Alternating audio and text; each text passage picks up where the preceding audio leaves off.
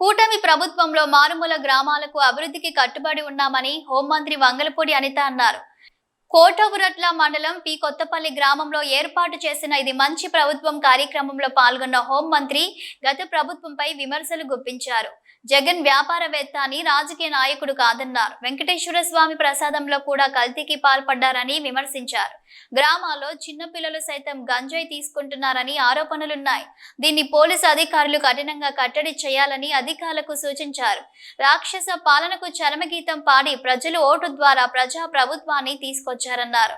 లక్షల కోట్లు అప్పు చేసి వెళ్లారు. వాటిని అధిగమించి చంద్రబాబు పాలన చేస్తున్నారన్నారు. ఎన్నికల్లో ఇచ్చిన హామీ మేరకు ల్యాండ్ టైటిలింగ్ యాక్ట్ రద్దు చేశారన్నారు. ఈ సందర్భంగా కోటవురట్ల మండల డీలర్లు వరద బాధితులకు 15,000 రూపాయల విరాళం హోంమంత్రికి అందజేశారు.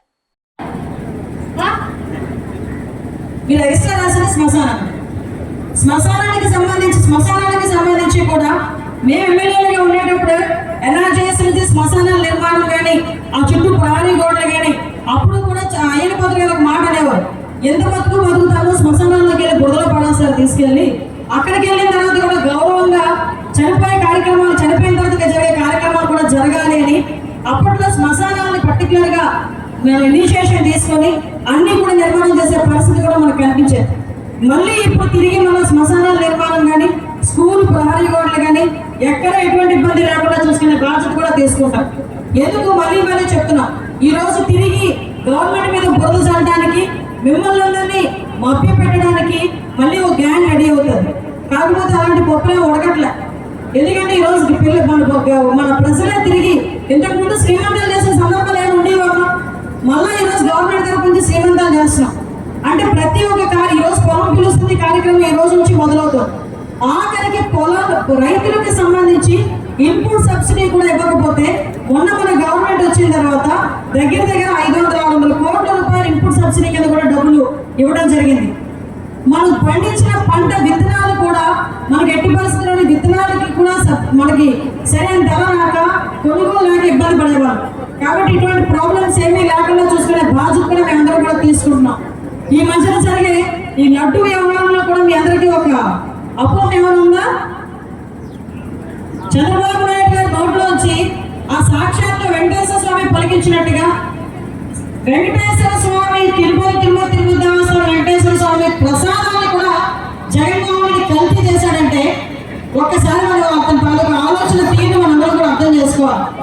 వ్యాపారం అన్నది వ్యాపారస్తుడికి రాజకీయ నాయకుడికి డిఫరెన్స్ ఉంటుంది. మనోడు వ్యాపారవేత్తే రాజకీయ నాయకుడు అంటాం. అందువల్ల ఎక్కడైనా వ్యాపారం చేద్దాం అనుకుంటాడు. అలాంటిది తిరుపతి దేవస్థానం కొండ మీద కూడా ప్రసాదాల దగ్గర కూడా వ్యాపారం చేశాడు. మనం అనుకోవచ్చు ప్రసాదానికి ఏంటి ఇలాంటి ప్రసాదం గురించి మాట్లాడుతున్నారు. ఏ ప్రసాదం గురించి ఎలా మాట్లాడుకుంటాం, కానీ ఏ ప్రసాదం గురించి ఎలా మాట్లాడుకుంటాం కానీ తిరుపతి దేవస్థానం తిరుపతి వెళ్ళామంటే దర్శనం చేసుకున్నాము అని అడిగిన తర్వాత మనం అడిగే క్వశ్చన్ ఏంటి, ప్రసాదం ఏది అని అడుగుతాం. అవునా కదా? కొండకి వెళ్ళి మొక్కు తీర్చుకొని ఇంటికి తిన్నగా వచ్చి ప్రసాదం కూడా ఇంట్లో దీపం పెట్టుకొని ప్రసాదం పెట్టి నలుగురికి పంచి కానీ మనం ఆ ప్రసాదం తిన్నాం. అవునా? అంత ప్రసాదానికి ప్రాధాన్యత ఉండాలి.